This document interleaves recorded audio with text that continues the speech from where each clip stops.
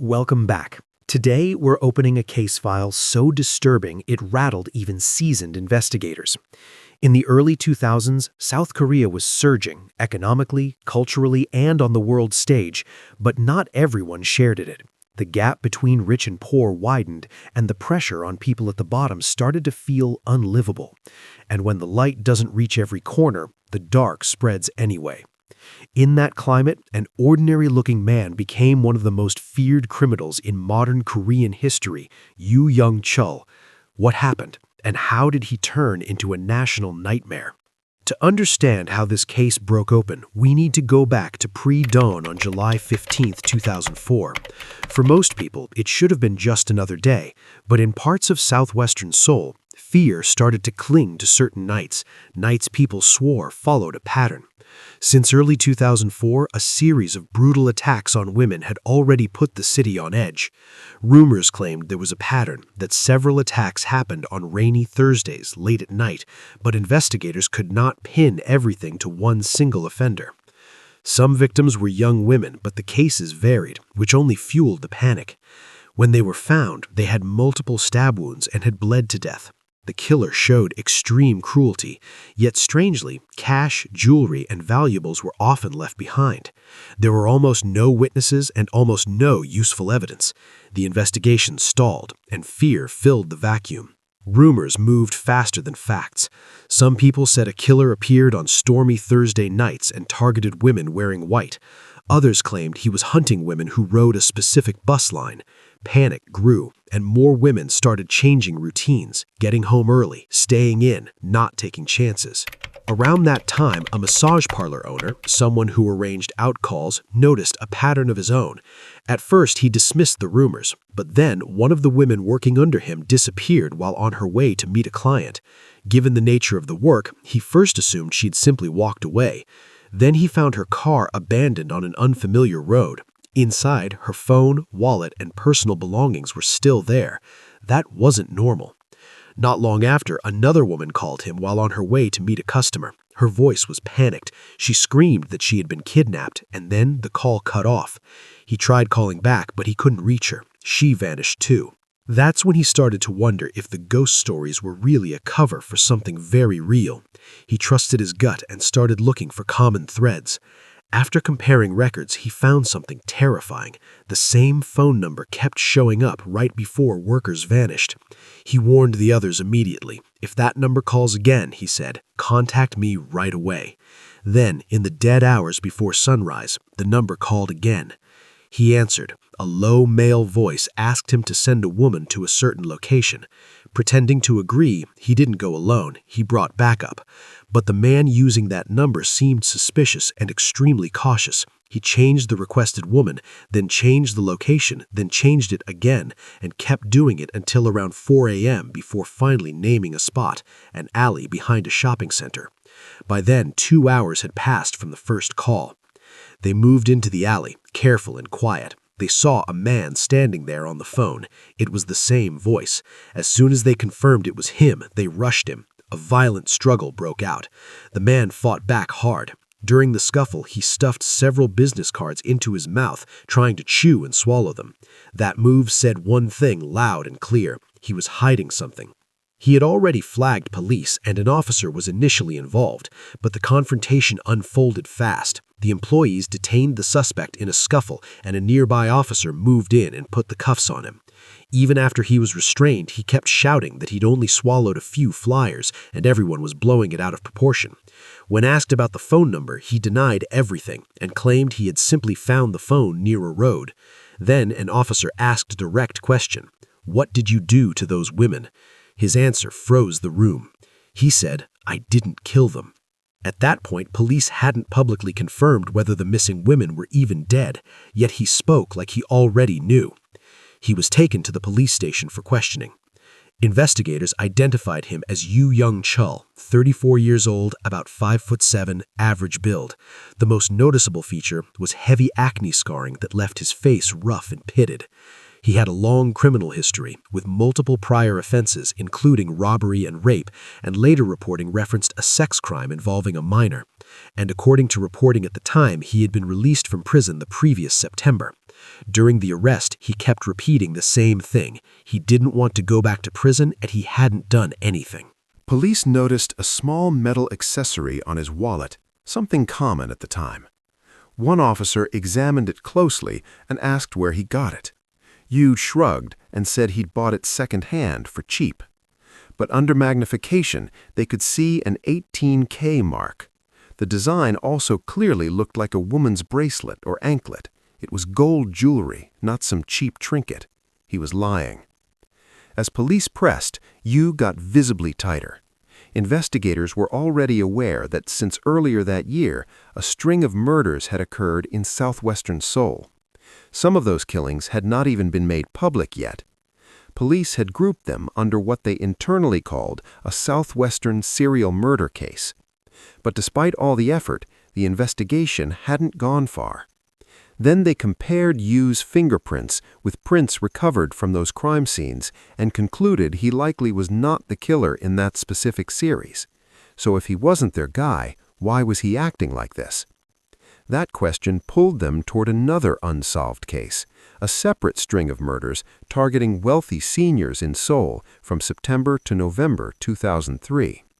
In just 3 months, a killer had broken into homes in affluent neighborhoods and murdered elderly residents and family members. 8 people died. The pattern didn't make sense. These attacks happened in detached homes, usually during the day. The victims were wealthy, but cash and valuables were often not taken. Police struggled to understand the motive. The only real clue was a rear-angle image caught on surveillance footage. They asked Yu to turn around so they could compare his silhouette to the footage. The moment he heard that, his face reportedly went pale. He asked for 1 hour to think. After sitting in silence, he demanded paper and a pen and suddenly snapped, saying he'd help everyone in the room get promoted. Then he started writing. He claimed the number he wrote represented the number of people he had killed, 19. At first, officers thought he was bluffing or unraveling, but then he started giving details. Yu said he had killed the victims in the wealthy home murders and also women connected to massage parlors, sex work, bringing his initial claim to 19, before he later revised that tally upward. He claimed one victim was left on a trail near Sogang University, and police later recovered 11 bodies from the mountain behind Bongwon Temple. To test him, police took him to the places he described. They dug, and they found bodies. In total, they recovered 11 remains. What they uncovered was horrific. The victims were mostly women in their 20s and early 30s. Because many were sex workers, their disappearances had not always triggered immediate police reports. Many had suffered blunt force trauma to the head, and their bodies had been dismembered. Smaller victims were cut into more pieces, larger victims into fewer, and fingertips had been removed to hinder identification. Yu gave so many burial locations that he mixed up some details, and not every body was recovered intact. During the searches, officers pushed for clarity, but Yu grew impatient and verbally abusive. He also made a strange request. He wanted police to bring his mother and sister so he could confess in front of them. He said only then would he feel ready to reveal everything. When his mother arrived, she broke.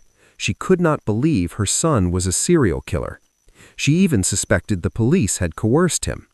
In the middle of the argument, she went into shock and fainted and had to be taken to the hospital. Later, after investigators had enough to stand on, Yu faced reporters. Instead of showing remorse, he said something that enraged the public. He later delivered a line that enraged the public. Women shouldn't be sluts, and the rich should know what they've done. The backlash was instant. His name flooded news headlines. And in one of the most disturbing reactions to the case, an online forum described as a fan club for Yu Young-chul briefly appeared and gained members, with some users grotesquely glorifying him and even trying to justify his crimes because he targeted wealthy people and sex workers. Once the forum surfaced, public anger exploded.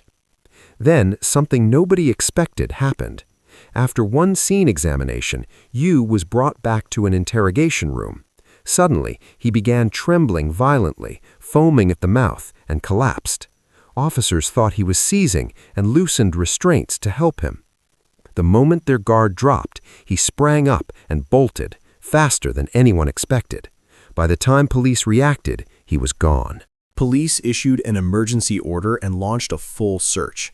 It was pre-dawn, and hunting a quick, motivated fugitive in the dark was extremely difficult. Officers were split into teams. One went to his mother's home, one searched the area where he had first been caught, and another was stationed at transit hubs to stop him from escaping. Police separated his mother and sister for questioning.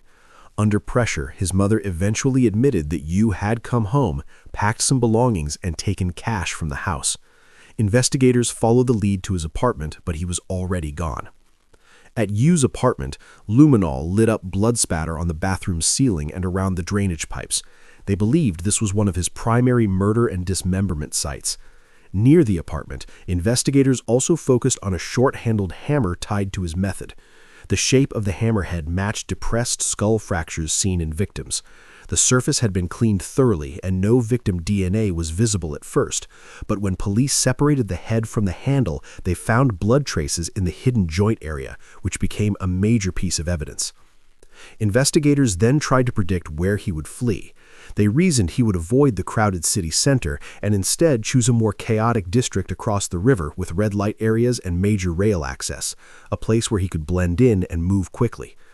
Police carefully watched passengers, knowing Yu had recently fought with several men during his arrest and would likely have visible swelling or injuries on his face. That detail mattered. About 11 hours after his escape, station staff spotted him near a station waiting at a crosswalk with a backpack and a black plastic bag. He was rolling a boiled egg on his face, apparently trying to reduce swelling. Staff recognized him and called it in.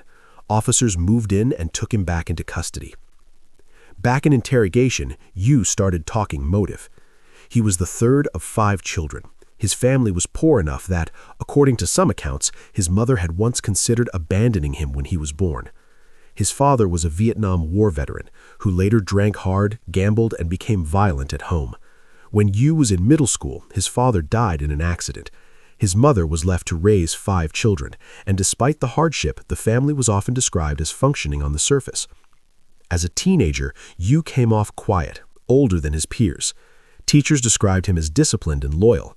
He had athletic ability, including sprinting and shot put, and he also loved drawing and painting. But there were warning signs, too. He reportedly had a fascination with killing small animals and dissecting them. Before entering high school, he dreamed of becoming an artist and applied to an art school, but he failed the medical screening because he was colorblind. He then tried to enter the police track and was rejected for the same reason. That double rejection may have marked him. He later attended a vocational school but struggled to adapt. His personality changed.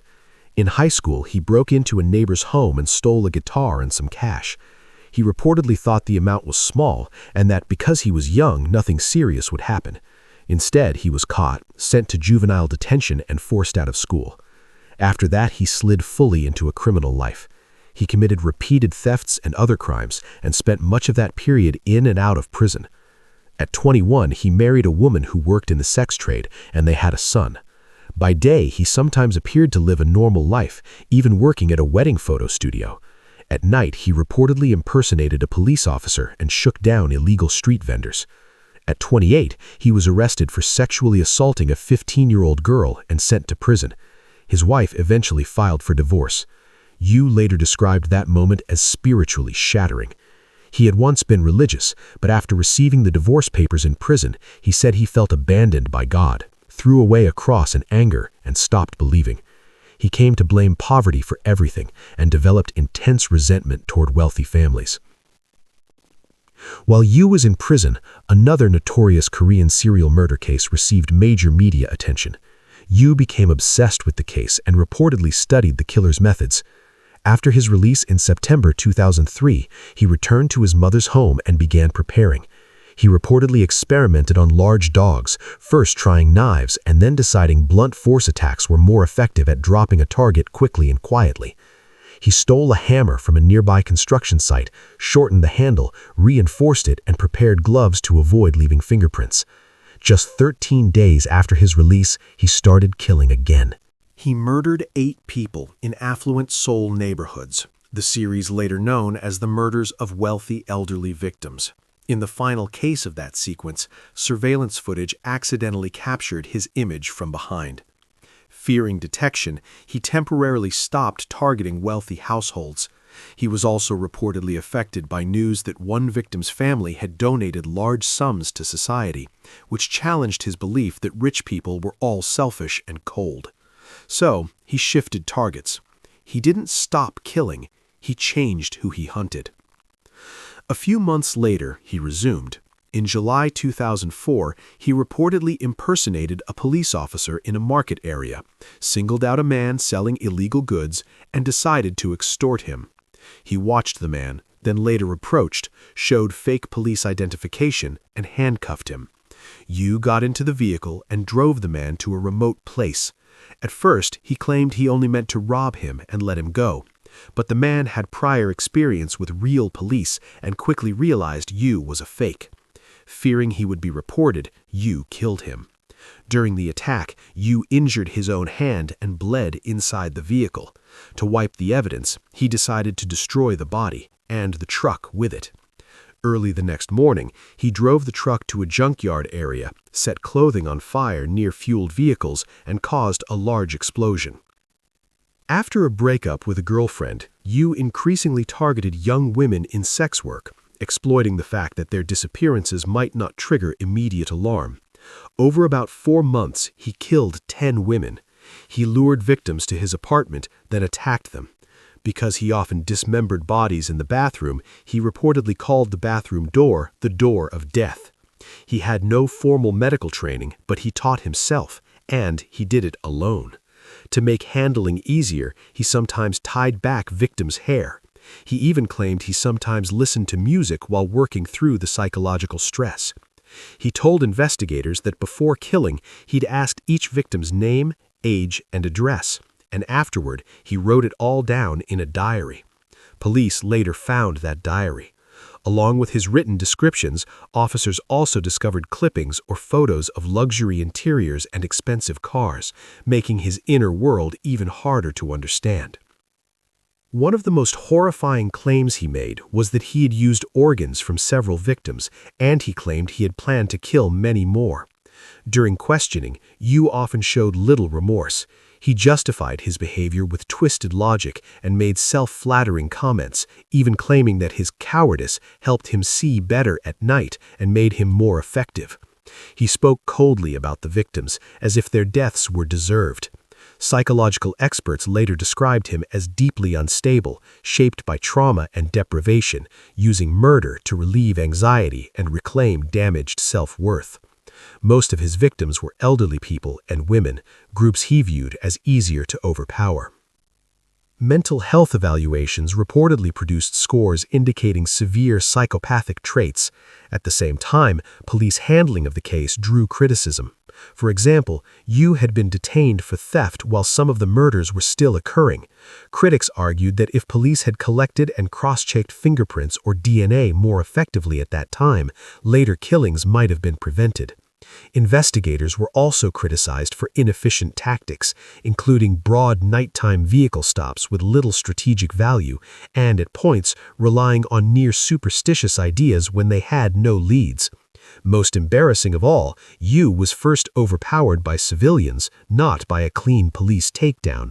Police were accused of trying to take credit until the facts became public.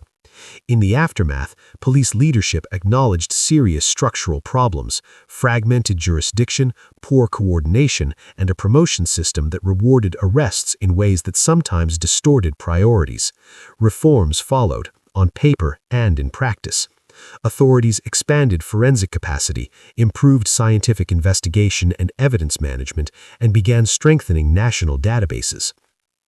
Yu eventually confessed to dozens of crimes, but based on the evidence prosecutors could fully support, he was indicted on 21 counts. Even with trial approaching, he didn't seem especially nervous. At times, he shouted threats and claimed he would keep killing in prison. Because of those statements, he was held under especially strict monitoring and constant guard.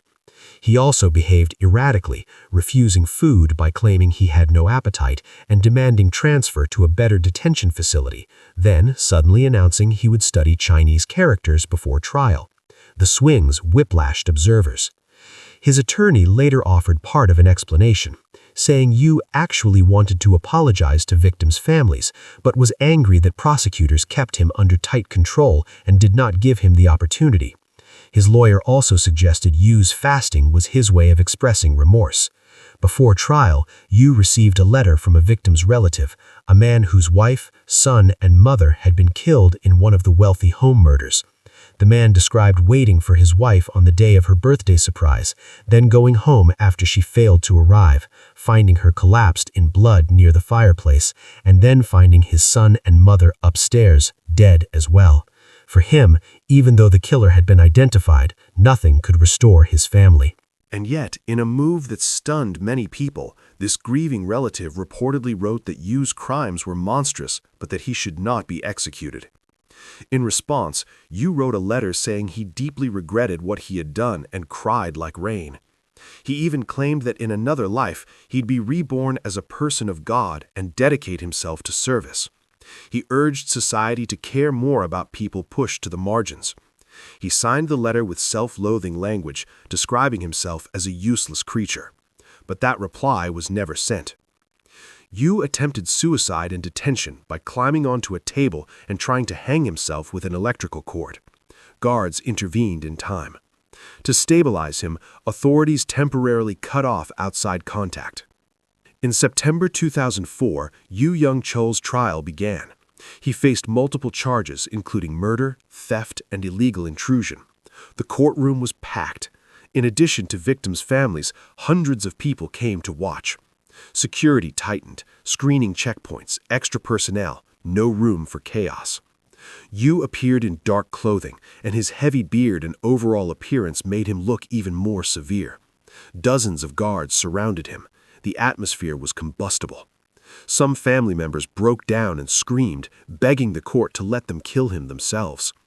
When questioned, Yu calmly described his methods and continued to insist that the victim's involvement in prostitution somehow justified his actions, causing even more pain to the families present. Still, compared with his arrogance during police interrogation, his courtroom demeanor shifted somewhat. He issued apologies and statements of regret. He claimed dismemberment had been an unavoidable step to destroy evidence and said he felt sorrow about it. But even while admitting most of the killings, he denied one murder charge from a separate case and alleged a police officer had pressured him into confessing by suggesting they would help support his son through college. He implied the real killer in that case might still be outside, laughing. Police denied this and said Yu had accurately reconstructed the crime scene himself. Near the end of one court session, Yu caused another shock. He suddenly yelled that he did not want to attend trial anymore, shouted that he did not trust the court, jumped over the railing of the defendant's area, and charged toward the judge's bench. It happened so fast, security was caught flat-footed for a moment. Fortunately, he tripped over a table while running, and guards tackled him and dragged him out, ending the chaos. After months of proceedings, the court issued its ruling in December 2004. The judges found Yu responsible for the deaths of 20 victims and sentenced him to death. One charge was not upheld due to insufficient evidence. The court described his crimes as among the most serious in Korean criminal history, citing the brutality, premeditation, and extreme antisocial behavior shown in the killings and in the way he handled victims' bodies. The judges said that even if he showed remorse now, the gravity of the crimes warranted the harshest penalty. The Supreme Court later upheld the death sentence. But there was a legal and moral catch. South Korea has not carried out an execution since 1997, which means the country is often described as abolitionist in practice. So even with a death sentence, execution was unlikely. As for the one unresolved murder he denied, one murder count was later thrown out when it was determined the crime had been committed by another serial killer, Jong Nam-gyu, who was said to have been obsessed with surpassing Yu's victim count. Even with Yu punished under the law, nothing could undo what he did.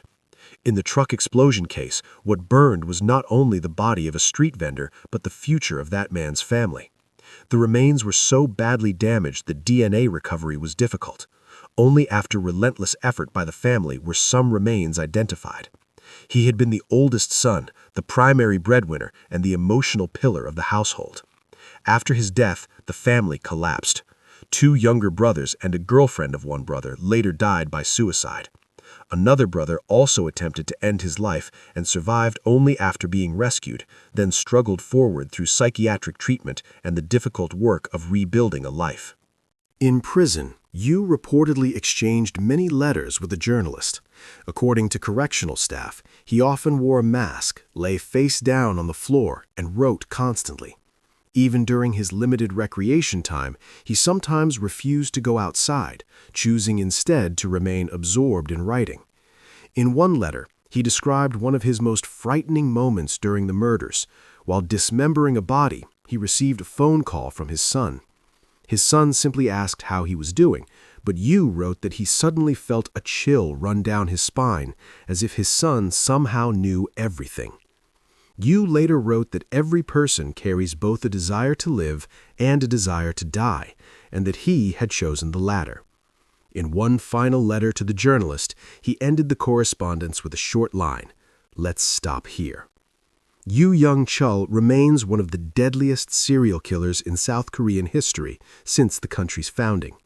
There had been earlier mass casualty crimes with higher numbers of victims, but those were different in nature, not serial murders carried out over time. Even today, although public opinion in Korea often favors capital punishment, the country has not resumed executions since 1997, and some international groups classify it as abolitionist in practice. What is also striking is that Yu's violent and antisocial behavior reportedly continued in prison. He was described as arrogant and difficult to manage, with theft and assaults on other inmates becoming recurring problems, to the point that even correctional officers were wary of him. In 2024, at age 54, a report said Yu claimed he was being haunted by victims' ghosts in his cell at night, gathered in the bathroom or floated near the ceiling. Whether those claims were manipulation, fear, guilt, or psychological collapse, the image is unsettling. It suggests a torment that may, in some ways, feel even worse than the sentence itself. The case of Yu Young-chul, one of the most infamous serial killers in Korean history, officially closed with a death sentence on paper. But justice alone has never been enough to heal the wounds he left behind. From the layered grief of victims' families to the debates over policing, punishment, and social responsibility, this case remains a brutal reminder of what can grow in the darkest corners of a society. Even now, nearly 2 decades later, his name still lingers as a symbol of horror and as a warning about how thin the line can be between light and darkness, between a human being and a monster. That's where today's file closes. I'll see you in the next one. Goodbye.